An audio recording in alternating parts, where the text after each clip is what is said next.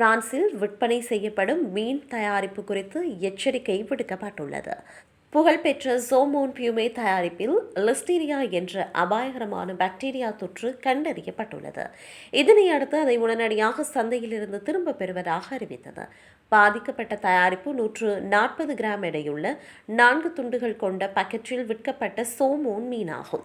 இது 25-31-00-13 என்ற குறிப்பிட்ட தொகுதி இலக்கத்தை மட்டுமே கொண்டுள்ளது. இந்த தயாரிப்பின் சந்தைப்படுத்தலின் முடிவு திகதி அடுத்த ஆண்டு ஜனவரி மாதம் 4ஆம் திகதி வரையாகும் என அறிவிக்கப்பட்டுள்ளது.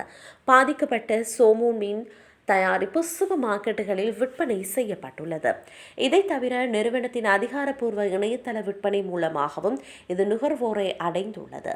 பாதிக்கப்பட்ட இந்த குறிப்பிட்ட தொகுதியை வாங்கியவர்கள் மிகுந்த எச்சரிக்கையுடன் இருக்குமாறு அறிவுறுத்தப்பட்டுள்ளது.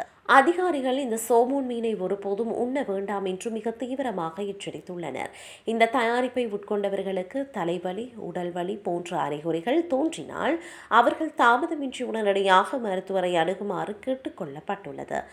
லிஸ்டீரியோசிஸ் என்பது 8 வாரங்கள் வரை அடைகாக்கும் காலத்தை கொண்ட ஒரு தீவிர நோயாகும். குறிப்பாக கர்ப்பிணி பெண்கள், நோய் எதிர்ப்பு சக்தி குறைந்தவர்கள் மற்றும் முதியவர்கள் போன்றவர்கள் இந்த அபாயத்தின் கீழ் அதிக கவனம் செலுத்த வேண்டும்.